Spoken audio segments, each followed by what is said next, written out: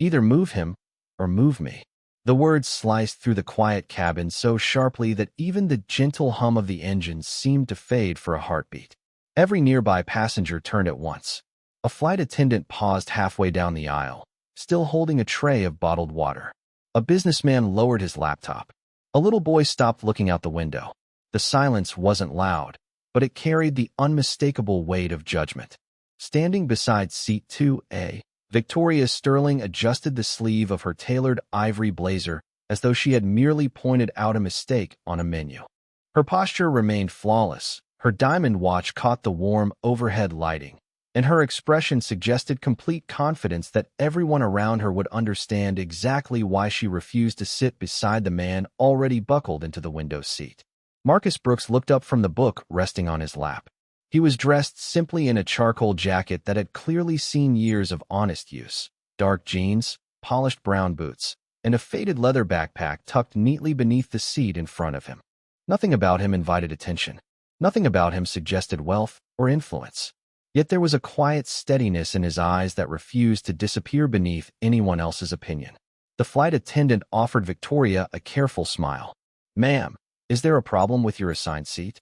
Victoria glanced toward Marcus before lowering her voice just enough to pretend she was being discreet, though everyone nearby could still hear every word. "I'd simply be more comfortable somewhere else." The attendant hesitated politely. "I'm afraid first class is completely full today." Victoria's lips tightened into an almost invisible line. "Then perhaps someone can switch with me." No one moved. The cabin remained still except for the faint clicking sound of luggage compartments settling into place above their heads. Marcus slowly closed his book, careful to slide a boarding pass between the pages before placing it on his lap. He looked toward the flight attendant with a calm expression that carried neither embarrassment nor anger. "If another seat opens up," he said quietly, "I'd be happy to move." His voice was steady, warm, almost gentle. It wasn't the tone of someone trying to win an argument. It was the voice of a man determined not to make another person's difficult moment even harder. Victoria folded her arms. "That won't be necessary," she replied, though her eyes never met his. "I'll wait." The words lingered in the cool cabin air like frost spreading across glass. Somewhere farther back, an overhead bin clicked shut. A baby laughed without understanding why the adults had suddenly become so quiet. Marcus turned his gaze toward the oval window beside him where the late afternoon sun painted long ribbons of gold across the runway. Beyond the glass, baggage crews moved methodically beneath a bright Carolina sky, their reflective vests flashing in the light. Inside the aircraft, however, warmth seemed harder to find. Several passengers exchanged uncomfortable glances. One elderly woman frowned before pretending to scroll through her phone. Another traveler discreetly lowered his camera after briefly considering recording what was happening. Marcus noticed none of it. Or perhaps he noticed everything and simply chose silence instead. The flight attendant spoke into the intercom to confirm final boarding while the cabin doors remained open for just a few more minutes. Victoria exhaled impatiently, convinced the airline would eventually accommodate her request. She had spent decades believing that influence solved inconvenience before inconvenience ever became a problem. Across the aisle, Marcus rested one hand lightly over the worn cover of his book and watched the sunlight stretch farther across the wing. He had no idea that within the next 24 hours, the woman refusing to share a row with him would discover that dignity leaves a far deeper impression than status ever could. As the aircraft pushed back from the gate, the cabin lights dimmed to a soft golden glow that reflected gently across the polished armrests and oval windows. Outside, the last light of the afternoon stretched across the tarmac in long amber bands while the engines settled into a steady, reassuring rhythm. Marcus Brooks rested his hands calmly on the closed book in his lap, his breathing slow and measured despite the uncomfortable attention that still lingered around him. Years of experience had taught him that dignity often meant choosing silence when silence required more strength than anger. The passengers who had witnessed the exchange gradually returned to their own conversations, yet every now and then another glance drifted toward row 2 before quickly looking away. Marcus had become accustomed to that as well. At 46 years old, he had spent more than 2 decades solving problems that most people never realized existed.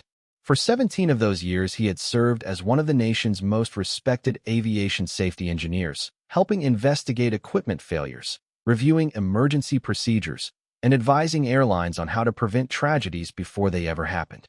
His name rarely appeared in newspapers because success in his profession meant disasters that never occurred.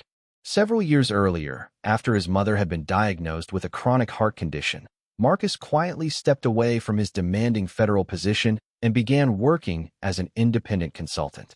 The change allowed him to spend more mornings driving her to medical appointments, cooking Sunday dinners in the small Charlotte home where he had grown up, and sitting beside her porch swing as the evening breeze carried the scent of pine through the neighborhood. The consulting work paid less than his previous career, but it gave him something money never could: time. His worn leather backpack contained little more than neatly organized reports, a notebook filled with handwritten observations, a small framed photograph of his mother smiling beneath blooming dogwood trees, and the engineering manual he still read during flights simply because learning had never stopped being part of who he was. He believed that every person carried invisible chapters no stranger could read by looking at a jacket, a suitcase, or the seat they occupied. Across the aisle, Victoria Sterling opened her tablet and reviewed financial projections for a meeting scheduled the following morning in New York. The presentation represented the largest acquisition in her company's history, a deal worth hundreds of millions of dollars and years of planning. Her assistants had spent weeks preparing every detail, and she expected nothing less than perfection. She glanced only briefly toward Marcus before returning to colorful charts and projected revenue figures, convinced the brief disagreement before departure had already become yesterday's news. She had no reason to imagine that the quiet man beside the window understood the aviation industry more deeply than many executives who ran it, or that his reputation for integrity had earned respect in boardrooms she had never entered. As the airplane climbed above the clouds, the fading sunlight painted the cabin's ceiling with soft shades of orange and gold, and Marcus looked outside with the peaceful expression of someone who still found wonder in every safe takeoff, grateful that another flight had begun exactly as it should. The seatbelt sign remained illuminated as the aircraft settled into its cruising altitude, and the quiet murmur of conversation slowly returned throughout the first-class cabin. Flight attendants moved gracefully between the rows, offering warm towels and drinks while the fading sunlight outside gave way to a blanket of deep blue stretching endlessly beyond the windows. Victoria Sterling accepted a sparkling water without looking up from the presentation glowing across her tablet. Every slide represented another milestone in the empire she had spent nearly 20 years building. Investors expected confidence. Employees expected certainty. Competitors expected her to win. Failure had never become part of her vocabulary because she had trained herself to eliminate uncertainty long before it could reach her office. Her calendar was planned almost to the minute for the next 3 days. The meeting awaiting her in Manhattan would determine whether Sterling Beauty Group secured an international acquisition that analysts had already described as transformative. Financial journalists were preparing feature articles. Shareholders expected an announcement before the market opened. Even the custom navy suit hanging in the garment compartment had been selected weeks earlier because image, to Victoria, carried almost as much value as performance. Across the aisle, Marcus quietly accepted a cup of black coffee and thanked the flight attendant with an easy smile that seemed completely unaffected by everything that had happened before departure. His calm demeanor unsettled Victoria more than she cared to admit. She had expected frustration, perhaps even resentment. Instead, he simply returned to reading his engineering manual, occasionally making careful notes in the margin with a mechanical pencil that had clearly accompanied him for years. His composure made the earlier encounter feel strangely unfinished. Victoria glanced toward him for only a second before returning to the numbers on her screen. She reminded herself that strangers passed through one another's lives every day and rarely mattered beyond a single moment. Yet she could not ignore the quiet dignity that seemed to surround him. It contrasted sharply with the constant urgency that had become the soundtrack of her own career. Her phone vibrated softly. A message from her chief financial officer confirmed that several board members had already landed in New York and were waiting for tomorrow's strategy session. Another notification arrived from her public relations director reminding her about a television interview scheduled immediately after the signing ceremony. Victoria typed several precise responses, correcting projected revenue figures and requesting one final revision to the presentation. Excellence, she believed, came from controlling every detail before anyone else noticed them. A few rows behind them, two passengers discussed the opening exchange they had witnessed before takeoff in voices barely above a whisper. One of them briefly glanced toward Marcus, then toward Victoria, before quietly shaking his head. Neither traveler realized their conversation had gone unnoticed by both. Marcus remained focused on the pages before him, while Victoria chose to stare through the oval window where scattered clouds drifted beneath the aircraft like islands floating on silver water. The cabin grew noticeably quieter as many passengers reclined their seats and closed their eyes. Somewhere near the galley, the soft clink of coffee cups echoed against polished cabinets. Everything appeared perfectly ordinary, almost peaceful. No one on board could have guessed that before this journey ended, a single unexpected moment would reveal far more about character than status, and that the quiet man beside the window would become impossible for anyone in the cabin to overlook. The aircraft rolled smoothly toward the terminal beneath a gray New York morning, and the familiar chime announcing arrival echoed softly through the cabin. Passengers reached for briefcases, coats, and phones almost in unison, their conversations returning with the energy of people eager to begin another busy day. Yet one thing had changed since takeoff. More than a few travelers quietly nodded toward Marcus as they stepped into the aisle. Earlier in the flight, when an unexpected medical emergency had left a fellow passenger struggling to respond, Marcus had remained remarkably composed. Following the flight crew's instructions, he had calmly assisted by explaining the proper use of the emergency equipment until trained personnel on board could complete the response. His clear thinking and years of aviation safety experience had helped bring order to a tense moment without demanding attention for himself. Several passengers had witnessed every second. One of them had discreetly recorded portions of the event, including the uncomfortable exchange before departure and the contrast between Marcus's quiet professionalism afterward. By the time everyone reached the jet bridge, that short video had already been shared online. Marcus never noticed. He simply thanked the flight attendants for their hard work, adjusted the strap of his weathered leather backpack, and walked toward baggage claim with the same unhurried pace that had carried him through the entire trip. Victoria, however, stepped into a completely different morning. Her phone began vibrating before she even reached the terminal corridor.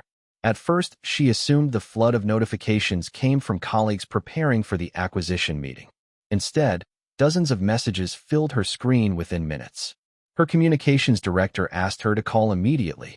Her executive assistant wrote only one sentence: "Please do not make any public statement until we speak." Then another alert appeared. Reporters had already begun requesting comments about the video, spreading rapidly across multiple social media platforms. Victoria stopped walking beneath the bright terminal lights as travelers streamed around her, pulling rolling suitcases across the polished floor. She opened the video. The first images showed her standing beside the first-class seat before departure. Then the recording shifted to Marcus later in the flight, speaking calmly, cooperating respectfully with the crew, and helping during the unexpected emergency. The contrast required no explanation. Thousands of comments were already appearing beneath the clip. Some praised Marcus's composure. Others criticized Victoria's conduct. Many simply pointed out how differently both passengers had responded under pressure. Her stomach tightened. Another call arrived. This time it was the chairman of her company's board asking whether the reports were accurate. Before she could answer, another notification appeared from a major investment partner requesting an urgent meeting before the scheduled acquisition signing. Across the terminal, Marcus collected his single suitcase and paused near a large window overlooking the rain-damp runway. Airliners taxied quietly beneath low clouds while airport vehicles traced careful paths across the pavement. He slipped his phone from his pocket only long enough to call his mother. She answered on the second ring. He smiled the moment he heard her voice. "I landed safely, Mom. I will stop by after my meeting tomorrow." That simple conversation reminded him what mattered most. Behind him, the terminal continued buzzing with hurried footsteps, camera flashes, and ringing phones. Ahead of him, he saw only another ordinary day waiting to begin, unaware that events already unfolding across the city would soon alter someone else's future far more dramatically than his own. That evening, the city seemed unusually quiet despite the endless stream of headlights flowing beneath the rain-speckled windows of Marcus Brooks's mother's modest home in Charlotte. The old porch light cast a gentle circle across the front steps while crickets sang somewhere beyond the neatly trimmed hedges. Inside, the aroma of homemade vegetable soup filled the small kitchen, blending with the familiar scent of brewed tea that had welcomed Marcus home since he was a little boy. His mother, Eleanor Brooks, placed 2 steaming bowls on the worn oak table before sitting down across from him with the same patient smile she had carried through every difficult season of life. She noticed the fatigue in his eyes immediately. It was not the exhaustion that came from traveling hundreds of miles. It was the quieter kind, the kind that settled deep inside a person's heart after witnessing how quickly strangers could judge one another without ever asking a single question. Marcus stirred his soup slowly before finally looking toward the living room, where the evening news played softly on an aging television. The sound was low enough that neither of them paid much attention until the anchor mentioned a viral video involving a commercial flight. Images flashed across the screen for only a few seconds. Marcus recognized the airplane cabin instantly. He reached for the remote and lowered the volume even further. Eleanor watched him carefully without saying a word. She had always understood that silence often revealed more than questions ever could. After a long moment, she folded her hands together and spoke with the quiet certainty that had guided Marcus throughout his childhood. People will always remember how you made them feel long after they forget what you looked like. Marcus smiled faintly but kept his eyes lowered. I wish that were always true, he answered softly. Sometimes it feels easier for people to decide who someone is before they ever hear them speak. Eleanor nodded slowly. The warm kitchen light reflected gently across the framed family photographs lining the wall, each one preserving ordinary moments that had become priceless with time. Then do not let someone else's fear become the author of your character, she replied. You cannot choose what another heart carries. You can only choose what your own heart refuses to carry. Marcus leaned back in his chair, allowing those words to settle over the room like the quiet rain now tapping against the windows. Outside, the neighborhood remained peaceful. A passing car rolled slowly through the wet street, its headlights gliding across the porch before disappearing into the darkness. His phone rested face down beside the bowl, vibrating every few minutes with calls and messages from people he had not spoken to in years. Reporters wanted interviews. Former colleagues wanted statements. Friends wanted to know how he was handling the sudden attention. He ignored every notification. None of those voices mattered as much as the woman sitting across from him, calmly sipping her tea with hands weathered by decades of sacrifice. Several hundred miles away, the lights inside Sterling Beauty Group's executive headquarters still burned well past sunset. Conference rooms remained occupied. Attorneys reviewed documents. Public relations specialists drafted statements only to delete them minutes later. Phones rang without pause. Every new headline seemed more damaging than the one before it. Yet in the small dining room where Marcus quietly shared dinner with his mother, there was no anger, no celebration, and no desire for revenge. There was only gratitude, humility, and the quiet conviction that integrity could remain steady even when the world outside became unbearably loud. The following morning began beneath a pale gray sky that reflected across the glass towers of Midtown Manhattan, turning every window into a mirror of restless anticipation. Inside the headquarters of Sterling Beauty Group, elevators opened one after another as board members, attorneys, and senior executives walked quickly toward the conference floor with folders tucked beneath their arms and expressions far more serious than they had worn only 24 hours earlier. Victoria Sterling entered the boardroom expecting difficult questions, but she was not prepared for the silence that greeted her. No one stood. No one offered the usual congratulations before the acquisition meeting. The polished walnut table remained covered with financial reports, yet every screen displayed the same headline dominating business news across the country. Public trust had become the only topic that mattered. The chairman folded his hands before speaking in an even voice. Before we discuss the acquisition, there is another issue the board must address. Victoria slowly lowered her portfolio onto the table.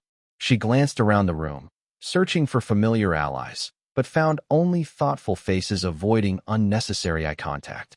A senior legal advisor quietly slid a document across the table. It summarized overnight developments. 2 investment partners had suspended negotiations pending an internal review. 3 national retailers had requested emergency meetings. Consumer confidence surveys showed a sharp decline in public perception. Then came the final page. The acquisition fund itself had delayed its approval. Victoria looked up in disbelief. "Who made that decision?" she asked. The chairman answered without emotion. "The Independent Ethics Advisory Council recommended postponement until concerns about leadership judgment are evaluated." Victoria frowned. She had heard of the council before, but its members rarely appeared in public. Their identities were usually confidential to preserve independence from corporate influence. The chairman continued, "You should understand something important. The recommendation was not based on a single video. It reflected concerns about decision-making under pressure and public trust." Across town, Marcus Brooks walked into a modest conference room inside the Aviation Safety Foundation, where several nonprofit advisors had gathered for a scheduled meeting on transportation ethics. The room was simple, filled with natural light pouring through tall windows and shelves lined with technical journals instead of expensive artwork. Marcus greeted everyone with the same quiet warmth he offered every colleague, then took his usual seat near the end of the table. An older woman serving as chairperson smiled gently before beginning the meeting.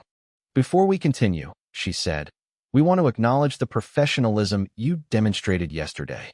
Several organizations have contacted us asking whether you would be willing to speak publicly." Marcus shook his head almost immediately. "I would rather spend my time helping improve systems than criticizing people," he replied calmly. "One difficult moment should become an opportunity to learn, not an excuse to humiliate someone." The room grew still. Several advisors exchanged respectful glances. None of them mentioned that Marcus himself had served for years as one of the council's most trusted independent ethics consultants, helping organizations evaluate leadership through fairness, accountability, and integrity rather than influence or reputation. He had never reviewed Victoria's company, never voted on her case, and never attempted to affect its outcome. The recommendation had come entirely from other council members examining publicly available facts. Yet as sunlight slowly spread across the conference table, one truth became impossible to ignore. Marcus possessed every opportunity to seek revenge, but he chose restraint instead. In that quiet decision, his character spoke more powerfully than any headline ever could. Late that afternoon, soft rain drifted across Charlotte, leaving tiny silver beads clinging to the windows of the Aviation Safety Foundation as Marcus Brooks stepped out of the building, carrying nothing more than his weathered leather backpack and a folded umbrella. The city moved at its usual pace around him, unaware that one of the day's most talked-about stories had just walked quietly onto the sidewalk without a single camera following him. His phone vibrated again. Another interview request. Another invitation to appear on a national morning show. Another producer promising that millions of viewers wanted to hear his side of the story. Marcus declined each one with the same courteous message. He believed that character did not become stronger simply because strangers applauded it. Across town, Victoria Sterling sat alone inside her executive office overlooking the Manhattan skyline. The room that had once symbolized complete control now felt unusually still. Framed awards lined the shelves exactly as they had the day before, but they no longer carried the certainty they once represented. Her assistant entered quietly and placed a single envelope on the desk before leaving without speaking. Inside was a brief letter from the board informing her that she would remain on administrative leave while an independent review continued. There was no anger in the language, only professionalism. Somehow that hurt even more. Victoria looked through the floor-to-ceiling windows as rain blurred the outlines of neighboring skyscrapers into soft gray silhouettes. For the first time in years, there was no meeting waiting for her, no presentation to perfect, no strategy session demanding immediate attention. Only silence remained. Her eyes drifted toward the paused video on her computer screen. She watched it again, not to study herself, but to watch Marcus. She noticed details she had ignored on the airplane. The way he thanked the flight attendants. The calm expression he maintained while others watched him. the absence of resentment in his face even after the uncomfortable exchange before departure. She suddenly realized something that no public relations consultant had mentioned. The reason people respected him was not because he had embarrassed her. It was because he had never tried to. That realization settled over her more heavily than any financial report. Early the next morning, Victoria asked her driver to take her somewhere no reporter had suggested. The address came from public records connected to the nonprofit foundation where Marcus volunteered as an ethics advisor. It was a modest community aviation education center where high school students learned about engineering, leadership, and responsibility. Through the glass entrance, she saw Marcus speaking with a small group of teenagers gathered around a model aircraft. His hands moved calmly as he explained how every successful flight depended upon trust between people who might never meet one another. When the students thanked him and left, Victoria remained standing near the doorway for several long seconds before finally walking inside. Marcus looked up with quiet surprise, though no resentment appeared in his eyes. She stopped several feet away, leaving enough space to make it clear she expected nothing in return. Her voice was softer than it had been on the airplane. "I came because I owe you something that should have been given before we ever landed. I judged you without knowing a single thing about you, and that was wrong." Marcus listened without interrupting. The room remained peaceful except for the gentle sound of rain tapping against the windows and the distant laughter of students walking through the hallway. After a thoughtful pause, he answered with the same calm sincerity that had guided every choice he had made since their journey began. "Thank you for saying that. Real change does not begin when someone loses everything. It begins when someone is willing to see another person clearly for the first time." Neither of them spoke again for several moments. The silence between them no longer felt heavy. It felt honest, like the first clear sky after a long storm.